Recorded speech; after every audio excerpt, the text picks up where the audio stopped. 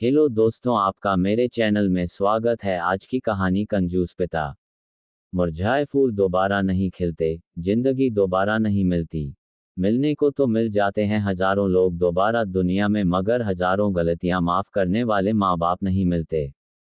ये कहानी है एक नौजवान लड़के की जो गुस्से में अपने घर से निकल आया है और बड़बड़ा रहा है। छुपा कर रखते हैं सारे पैसे। एक मोटर बाइक ही तो मांगी थी मैंने, कोई खजाना तो नहीं मांग लिया। ठीक है, कोई बात नहीं, अगर वो मुझे बाइक नहीं दिलाना चाहते तो मैं भी तब तक घर नहीं जाऊंगा जब तक कि मैं नई मोटर बाइक नहीं खरीद लेता। लड़का ये गुस्से में बड़बड़ाते हुए जा रहा, तभी उसके पैरों में कुछ चुभा। पैरों की तरफ देखा तब उसे रियलाइज्ड हुआ कि वो हड़बड़ी में अपने बदले अपने पापा के जूते पहन कर आया। पैरों में क्या चुभ रहा है ये देखने उसने जूते चेक किए तो उसने पाया कि जूते में से एक छोटी सी कील उभर आई है जो बार बार उसे चुभकर घाव बनाने की कोशिश कर रही है। गुस्से में वो फिर बड़बड़ाया, मैं ठीक ही सोचता हूँ, मेरे पिता सच में बहुत कंजूस है। देखो कितने पुराने और क्या घटिया क्वालिटी जूते इस्तेमाल करते हैं। पता नहीं सारा पैसा छाती पर लेकर जाएंगे क्या। लड़का अपने गुस्से और बौखलाहट में आगे बढ़ता रहा। थोड़ी दूर जाकर एक बगीचे तक पहुंचा, वहां पर बेंच पर बैठ गया। अचानक वहां पर उसे याद आया कि वो अपने साथ अपने पापा का वॉलेट भी उठाकर लाया था। उसने सोचा आज पता चलेगा पापा पैसे कहाँ छुपा कर रखते हैं। उसने अपने पापा का वॉलेट अपनी जेब से निकाला जो बहुत पुराना और फटा हुआ था। ये वही वॉलेट था जो पापा घर में किसी को छूने भी नहीं देते थे।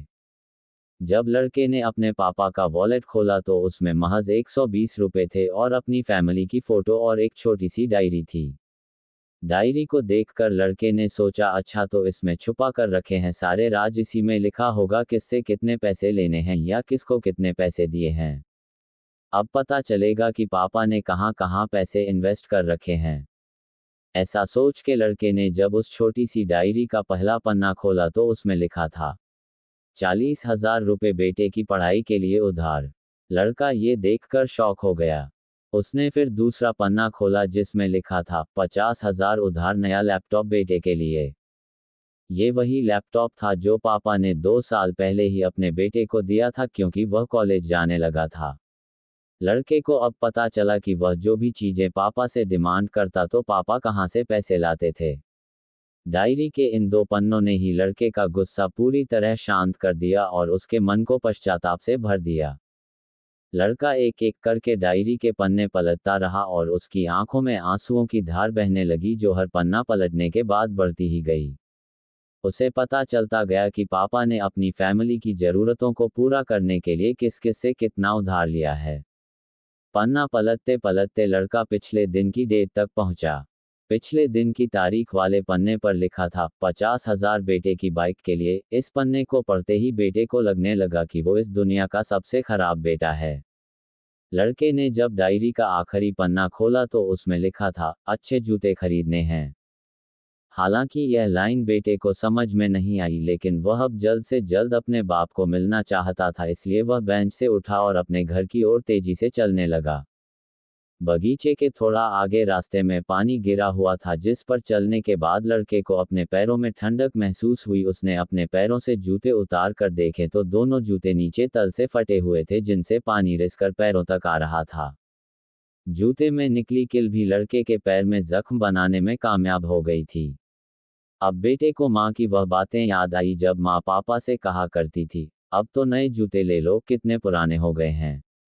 और पापा ये कहकर टाल दिया करते थे, अभी तो लिए हैं, कुछ साल और चल जाएंगे। बेटे ने दोनों जूते उतार कर फेंक दिए और फूट फूट कर रोने लगा। लड़का बड़ी तेजी से अपने घर की तरफ दौड़ा, न जाने उसमें इतनी ताकत कहाँ से आ गई कि रास्ता बहुत लंबा होने के बावजूद वह थोड़ा भी नहीं थका और सीधे अपने घर ही जाकर रुका। घर जाकर उसे पता चला कि पापा घर नहीं है, मगर उसे पता था कि पापा कहाँ मिलेंगे। वह तुरंत नज़दीक के बाइक डीलर के शोरूम पर गया जहां पर उसका बाप उसके लिए नई गाड़ी खरीद रहा था। लड़का दौड़कर अपने बाप के गले से लग गया और फुट फुट कर रोने लगा। जब पिता ने लड़के से पूछा कि क्या हुआ तो लड़के ने अपने पिता से माफ़ी मांगी और कहा कि मुझे बाइक नहीं चाहिए, इन पैसों से आप अपने लिए नए जूते खरीद लीजिए और आगे से मैं कोई भी चीज़ खुद के कमाए पैसे से ही लूँगा, मैं बड़ी मेहनत करूँगा और आपका कर्जा भी चुका दूँगा। ये सब सुनकर पिता की आंखों में भी आंसू आ गए खुशी के। दोस्तों, बड़े खुशनसीब होते हैं वो लोग जिनके माँ बाप होते हैं, लेकिन अक्सर हम माँ बाप की मजबूरियां नहीं समझा करते।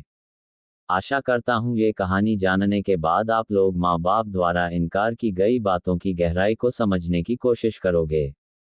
अगर आज की कहानी आपको अच्छी लगी हो तो मेरे चैनल को सब्सक्राइब करें और लाइक शेयर करें।